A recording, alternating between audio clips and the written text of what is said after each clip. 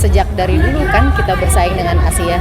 ก็เป็นเกมที่ตื่นเต้นนะคะสนาม Ini baru top Marco Top. Indonesia menang telak 5-1 versus Myanmar. Madam Pang dan Ratu Tisha langsung berikan penyakuan sangat jujur begini soal timnas U22 Indonesia lolos semifinal SEA Games dan singkirkan Malaysia yang kalah 4-0 versus Vietnam. Bahkan sampai Kim Sang-sik ucapkan gini di hadapan media. Validkah?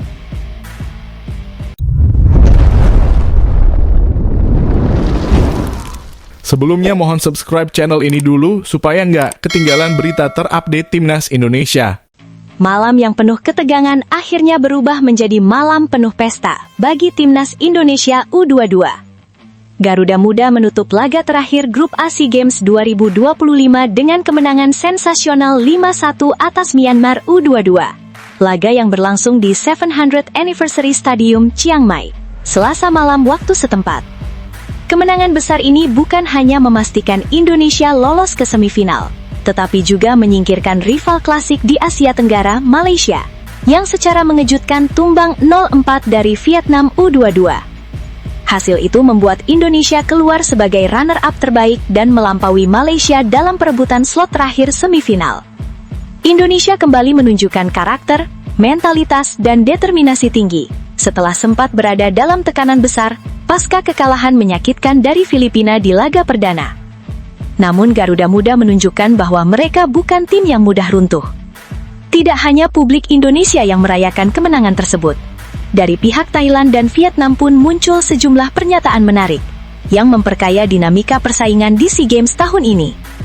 3 tokoh berpengaruh sepak bola ASEAN, Ketua FA Thailand Madam Pang, Waketum PSSI yang kini menjabat sebagai salah satu figur penting AFF Ratu Tisha Destria, serta pelatih Vietnam U22 Kim Sang-sik, menyampaikan komentar mereka seusai mengetahui hasil pertandingan tadi malam.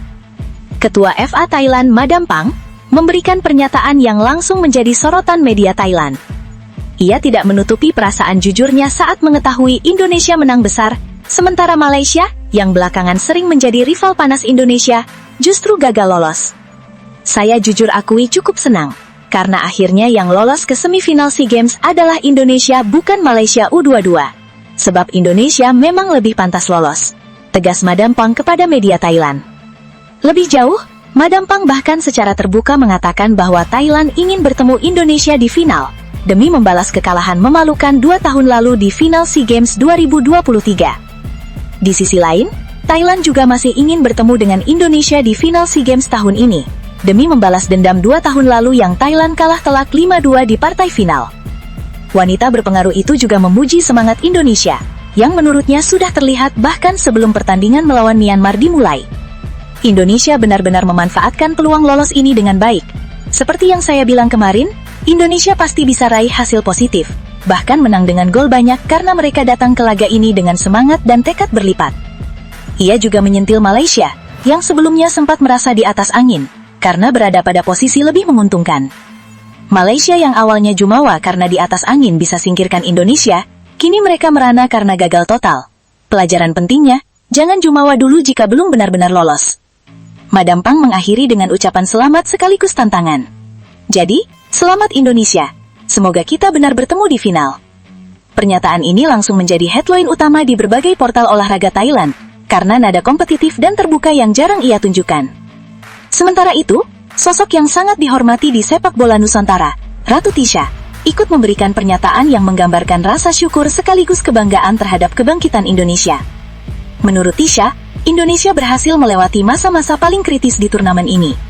Saya akui sangat bersyukur karena timnas Indonesia U22 menang 5-1 versus Myanmar, dan mampu melewati masa krisis pasca kekalahan menyakitkan versus Filipina, dan sekarang akhirnya bisa lolos ke semifinal SEA Games.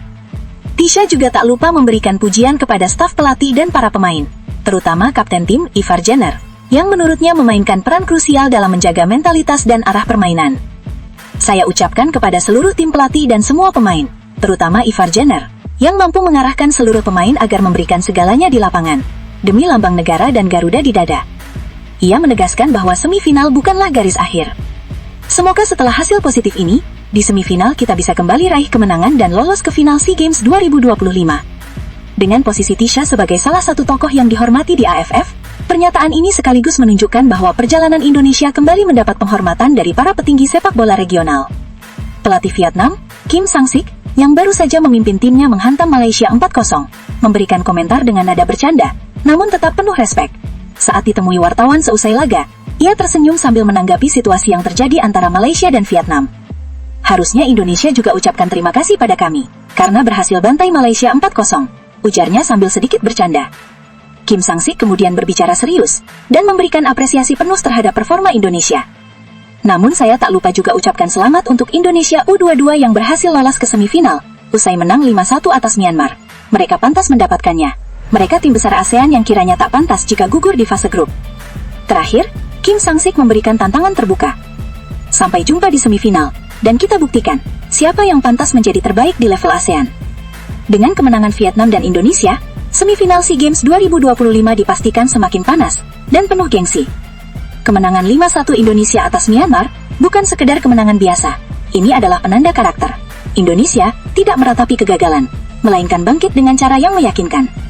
Gol-gol, tekanan tinggi, dominasi permainan, dan mentalitas pantang menyerah menunjukkan bahwa tim ini memiliki kualitas yang sangat layak untuk berada di 4 besar. Dengan Thailand di puncak performa, Vietnam yang tampil garang, dan Indonesia yang bangkit dengan luar biasa, semifinal SEA Games 2025 akan menjadi salah satu yang paling sengit dalam satu dekade terakhir. Dan kini pertanyaannya, apakah Garuda Muda siap membuktikan diri sebagai raja baru ASEAN? Atau akankah tekanan semifinal menjadi ujian berikutnya yang harus dilewati? Yang jelas, malam ini Indonesia telah mengirim pesan keras kepada seluruh Asia Tenggara.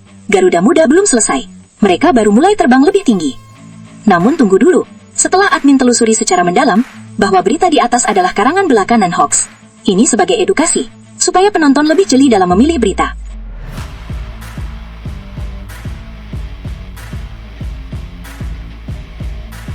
Mantap! Inilah penampakan klasemen akhir runner-up terbaik SEA Games 2025 jika Timnas Indonesia U22 menang 3-0 atas Myanmar dan Vietnam hajar Malaysia 2-0. Peluang Timnas Indonesia U22 untuk melangkah ke babak semifinal SEA Games 2025 mendadak terasa berat setelah kekalahan 0-1 dari Filipina U22 pada laga pembuka Grup C, Senin 8 Desember 2025. Hasil ini tentu menjadi pukulan yang tak terduga bagi Garuda Muda yang sebelumnya datang dengan kepercayaan diri tinggi. Kekalahan tersebut membuat Timnas Indonesia U22 dipastikan tidak mungkin lagi mengejar posisi juara grup. Filipina U22 yang tampil luar biasa dengan menyapu bersih 2 pertandingan awal sudah mengunci status sebagai penguasa grup C. Dengan demikian, satu-satunya jalur tersisa bagi Garuda Muda untuk mempertahankan harapan adalah melalui pintu runner-up terbaik. Namun, pertanyaannya kini, apa saja syarat yang harus dipenuhi agar Timnas Indonesia U22 bisa merebut tiket semifinal melalui jalur tersebut? Setidaknya ada 2 kondisi mutlak yang menentukan nasib Indonesia di turnamen ini. Syarat pertama adalah hasil laga Vietnam vs Malaysia, pertandingan terakhir Grup B yang akan berlangsung pada Kamis 11 Desember 2025 pukul 16.00 WIB tidak boleh berakhir imbang. Ini karena jika kedua tim bermain seri, baik Vietnam maupun Malaysia akan sama-sama mengumpulkan 4 poin. Dalam skenario tersebut, kedua negara otomatis lolos ke semifinal, Vietnam sebagai juara Grup B, Malaysia sebagai runner-up terbaik, mengingat hanya ada 1 slot saja bagi runner-up terbaik. Dengan kata lain, Timnas Indonesia U22 harus berharap laga Vietnam vs Malaysia memunculkan 1 pemenang. Misalnya, jika Vietnam menang 2-0, maka Timnas Indonesia U22 wajib membalas dengan kemenangan lebih besar, yaitu 3-0 atas Myanmar U22. Skenario ini akan membuat Malaysia U22 dan Indonesia U22 sama-sama menutup babak grup dengan 3 poin sebagai runner-up grup C dan B. Bedanya, Indonesia memiliki selisih gol yang lebih baik, +2, berbanding +1 milik Malaysia. Jika semua syarat tersebut terpenuhi, maka Garuda Muda berhak menempati posisi teratas klasemen runner-up terbaik dan melaju ke semifinal SEA Games 2025. Jalan yang sulit, penuh tekanan, namun masih sangat mungkin ditempuh, asal Indonesia menang meyakinkan dan hasil di grup lain berpihak. Jadi, menurut kalian, apakah Timnas Indonesia U22 siap mewujudkan skenario dramatis ini dan merebut tiket semifinal? Atau justru tekanan yang berat ini akan menjadi hambatan tersendiri? Tulis pendapatmu.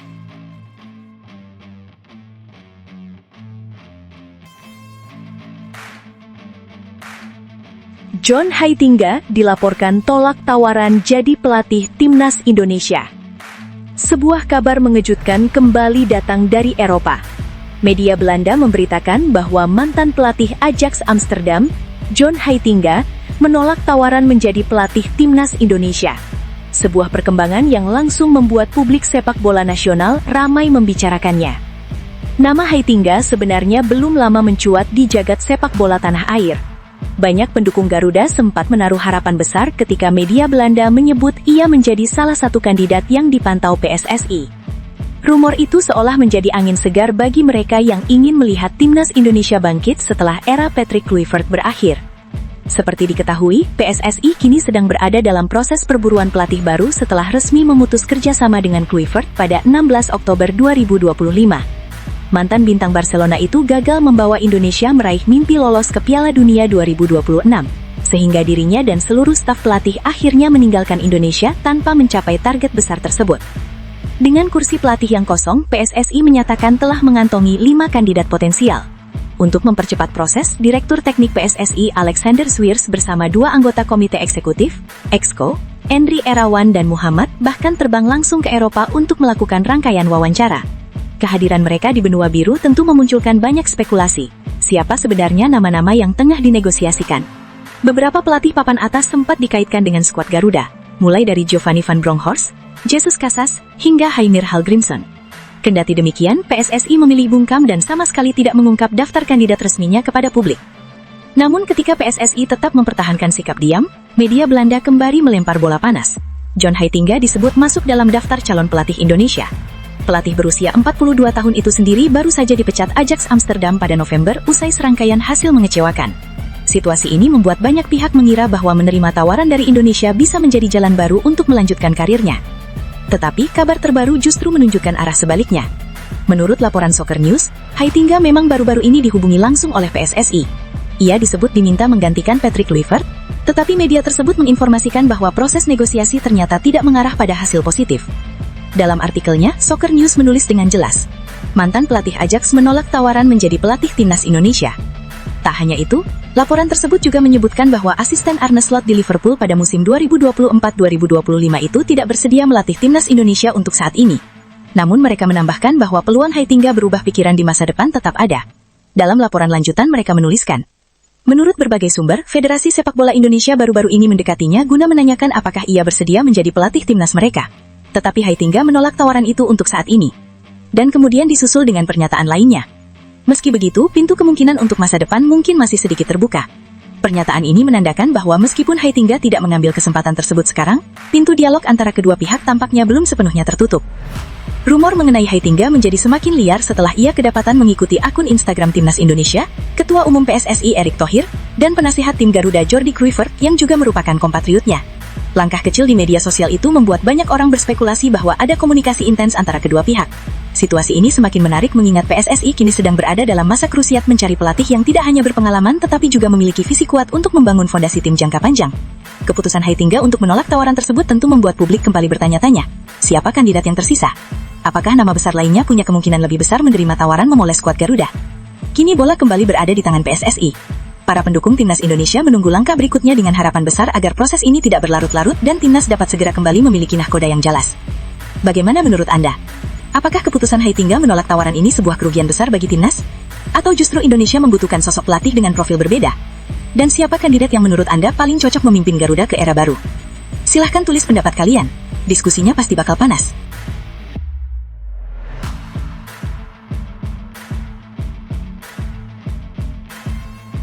Ole Romeni nantikan gol pertama musim ini. Oxford United mengais poin di papan bawah divisi Championship.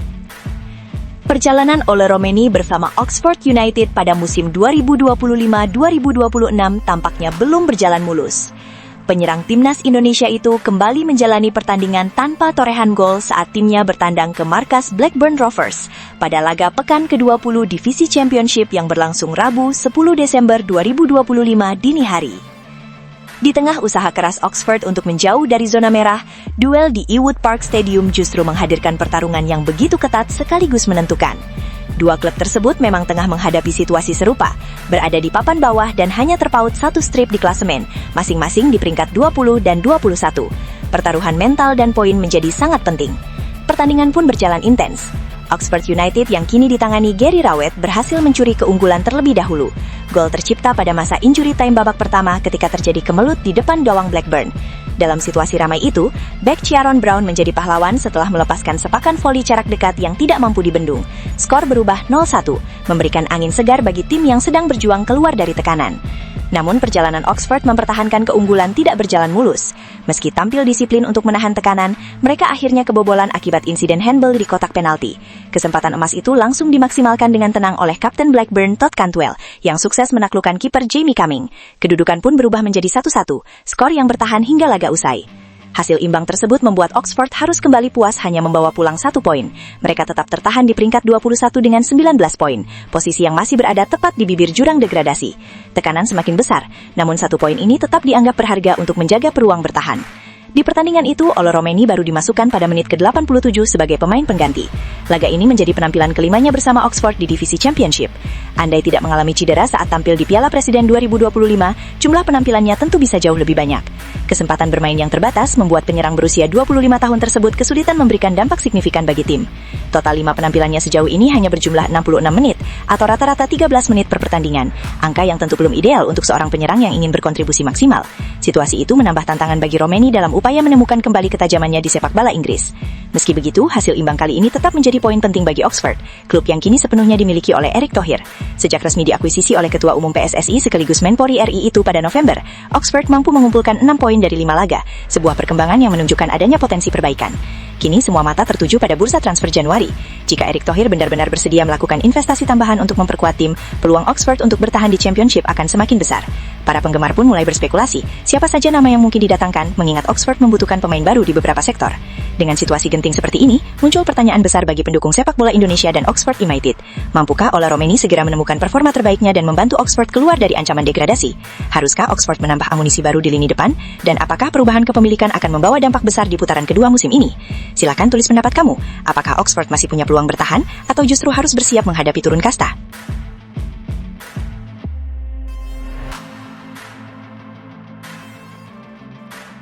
Situasi genting tengah menyelimuti Timnas Indonesia U22 di ajang SEA Games 2025. Kekalahan menyakitkan dari Filipina bukan hanya meruntuhkan kepercayaan diri tim, namun juga menempatkan Garuda Muda di posisi yang sangat tidak menguntungkan. Bahkan, skenario paling buruk menyebutkan bahwa Indonesia bisa tersingkir sebelum sempat menyentuh rumput di pertandingan terakhir fase grup. Ya, skenario itu benar-benar nyata dan bukan lagi wacana. Indonesia yang dilatih Indra Syafri masih menyisakan 1 pertandingan krusial melawan Myanmar, dijadwalkan berlangsung pada Jumat 12 Desember 2025. Indonesia bukan hanya harus menang, tetapi menang besar, sesuatu yang membuat tekanan semakin besar di pundak para pemain. Namun yang membuat situasi semakin mencekam adalah fakta bahwa sehari sebelum Indonesia bermain, ada laga penentu dari Grup B, Vietnam versus Malaysia, pada Kamis 11 Desember 2025. Di laga itulah masa depan Indonesia bisa lenyap begitu saja. Sebab baik Vietnam maupun Malaysia bahkan tidak perlu saling mengalahkan.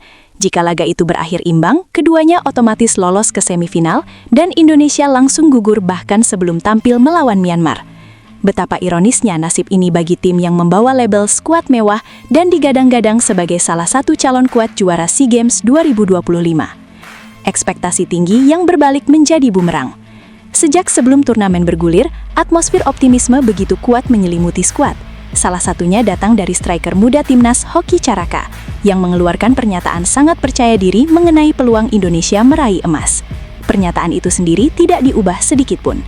Seberapa optimis? Pasti kita optimis sekali, karena kalian bisa lihat skuad SEA Games tahun ini sangat mewah. Ada Rafael, Aifar, Marcelino, Kadek Arel, yah pasti dapat emas, kata Hoki. Namun justru sesumber itu berubah menjadi pisau bermata dua ketika Indonesia tumbang 0-1 dari Filipina. Kekalahan tersebut bukan hanya mengejutkan, tetapi juga menghancurkan ekspektasi publik, terlebih mengingat persiapan tim yang begitu maksimal, dari rangkaian laga uji coba FIFA Matchday hingga kompetisi dalam negeri yang sengaja dihentikan untuk fokus ke SEA Games. Media Vietnam menyentil keras tim Garuda. Kondisi ini tentu tidak luput dari perhatian publik Vietnam. Media mereka langsung menyorot performa Indonesia secara tajam dan tanpa kompromi. Dalam pernyataannya, mereka menuliskan kritik keras yang kembali ditegaskan di bawah ini, tanpa perubahan sedikit pun. Kekalahan dari Filipina tidak hanya menyebabkan Indonesia kehilangan hak menentukan nasib sendiri, tetapi juga menghancurkan semangat sang juara bertahan.